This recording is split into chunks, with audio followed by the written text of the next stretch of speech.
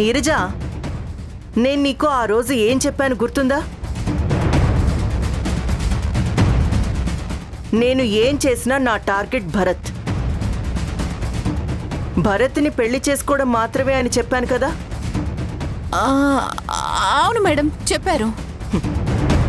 మరి ఆ ఆలోచన మానేసి నేను ఫ్రీగా భరత్ని కాపాడుతానని నువ్వు అసలు ఎలా అనుకున్నావు? అంటే ఏంటి మేడం, మీరు భరత్ గారిని కాపాడింది ఆయన్ని పెళ్లి చేసుకోవడానికా? మరి లేకపోతే నేను మారిపోయాను అనుకున్నావా? ఇంపాసిబుల్. నా మార్పుకి కారణం మీనాక్షి గారు నాకిచ్చిన ప్రామిస్.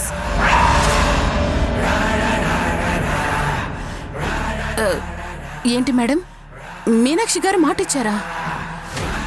ఎస్, నాకు భరత్కి పెళ్లి చేస్తాను అని ఆవిడ అగ్రిమెంట్ రాసి సంతకం పెట్టిన తర్వాతనే నేను భరత్ని కాపాడాను.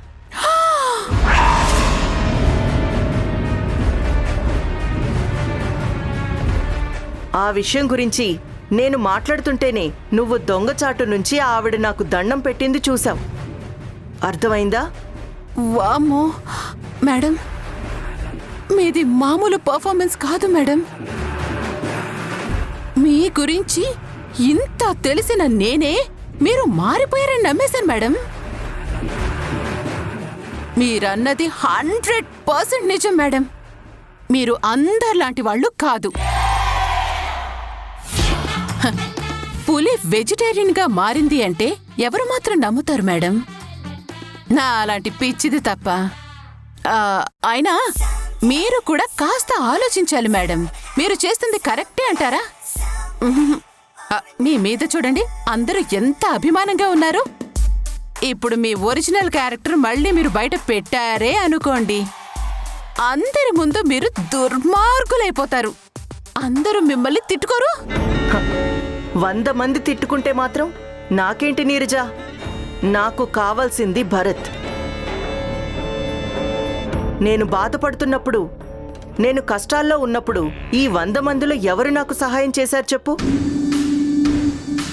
నా అనుకున్న వాళ్ళందరూ నాకు దూరం అయిపోయారు. దానికి కారణం ఎవరు? ఆ చంద్రిక. నేను చంద్రిక కంటే భరత్ని ఎక్కువ ప్రేమించాను. భరత్ గనుక చనిపోతే చంద్రిక తన కూతుర్ని చూసుకుంటూ బతికేస్తుంది. మరి నేను?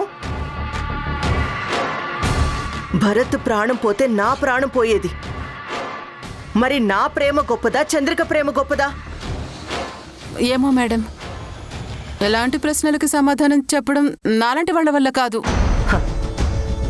నీ వల్ల ఏది కాదు నీరజ. అందుకే నా జీవితాన్ని నేనే డిజైన్ చేసుకున్నాను. ఇప్పుడు నేను నా గురించి మాత్రమే ఆలోచిస్తాను. భరత్ నాకు సొంతమైపోతాడు.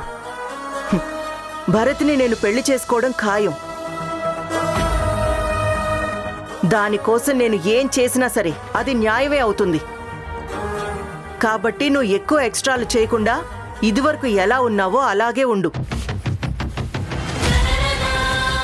అటు ఇటు కాదని ఏదన్నా బయటికి వాగావనుకో, పీక పిసికి చంపేస్తా.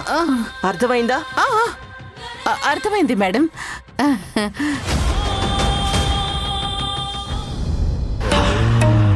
ఎంత మోసపోయాను. ఇది నిజంగానే మారిపోయింది అనుకున్నాను. ఇదెప్పుడు మారాలి? ఇప్పుడు భరత్కి చంద్రికకి మధ్య ఎన్ని గొడవలు సృష్టిస్తుందో, నెక్స్ట్ ఏమవుతుందో ఏంటో. ఏంటత్తయ్య చూస్తున్నారు? ఎన్నాళ్లయిందమ్మా మన ఇంటికొచ్చి. ఈ ఇంటి నుంచి మనం బయటికెళ్ళినప్పటి నుంచి అన్నీ మన కష్టాలే. మన కష్టాలన్నీ తీరిపోయాయి కదత్తయ్య. అన్ని కష్టాలు దాటుకొని ఈరోజు ప్రశాంతంగా మన ఇంటికొచ్చాం. ఇక నుంచి మనకంతా ఆనందమే అత్తయ్య. పదండి, లోపలికి వెళ్దాం. నీకేం తెలుసమ్మా, కష్టాల్ని దాటుకుని రాలేదు, కష్టాల్ని మన వెంటే తెచ్చుకున్నాం.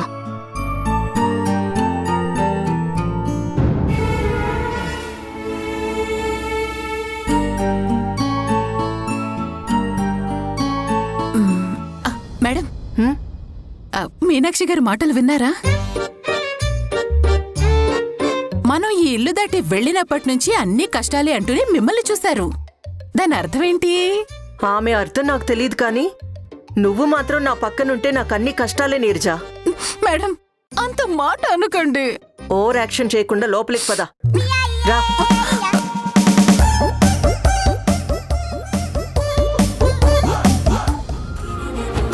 అక్క, మళ్ళీ ఇన్నాళ్ళకి వీళ్ళందర్నీ ఇంటికి తీసుకొచ్చానక్క. ఇక నుంచి ఏ కష్టాలు రాకుండా చూసుకోవాల్సిన బాధ్యత నీదే. అమ్మయ్యా, మీరందరూ ఇప్పుడు హ్యాపీగా ఉన్నారు. నాకు చాలా సంతోషంగా ఉంది. మనం బయలుదేరుతాను. ఏంటి వైశాలి, ఎక్కడికి వెళ్తావు? వెళ్ళాలి కదా. వద్దమ్మా, అందరం సంతోషంగా ఉన్నాం కదా, మాతో పాటు ఇక్కడే 10 రోజులు గడిపేసి వెళ్ళు. అది కాదండి. ప్లీజ్ వైశాలి, ఈరోజు మేమందరం ఇంత ఆనందంగా ఉన్నామంటే దానికి కారణం మీరు.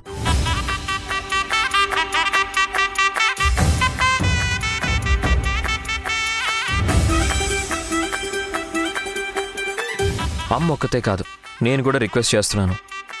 దయచేసి మాతో పాటే మీరు కొన్ని రోజులు హ్యాపీగా ఇక్కడ గడపండి.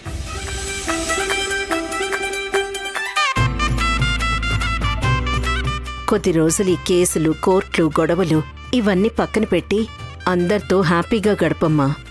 నువ్వుంటే మాకు కూడా సంతోషంగా ఉంటుంది.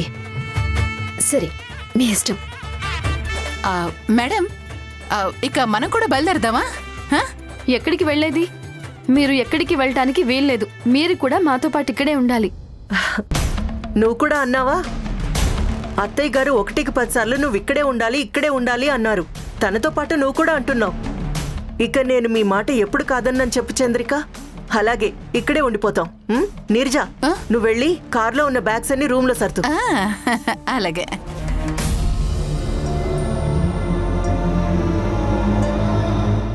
భరత్తో నీకు పెళ్లి చేసే బాధ్యత నాది. మీరు ఇలా వచ్చి నా దగ్గర మాట తీసుకొని మాటిచ్చేసి వెళ్ళిపోతే ఎలాగా? మరి ఏం చేయాలి? మీరు ఈ ప్రపోజల్కి ఒప్పుకుంటున్నట్టుగా నాకు ఒక పేపర్ మీద సంతకం చేసివ్వండి.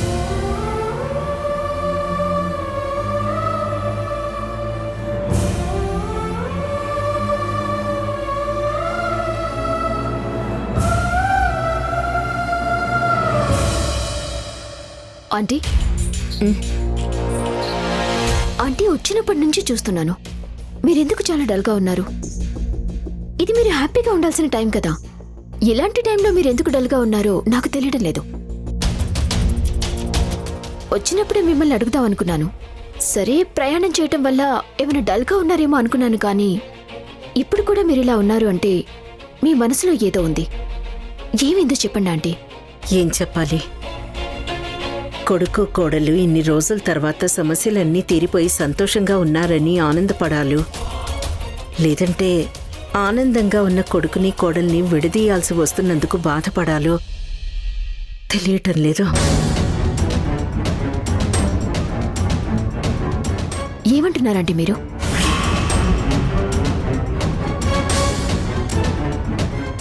ఆ విషయం తన నోటితో చెప్పలేదులే వైశాలి, నేను చెప్తాను.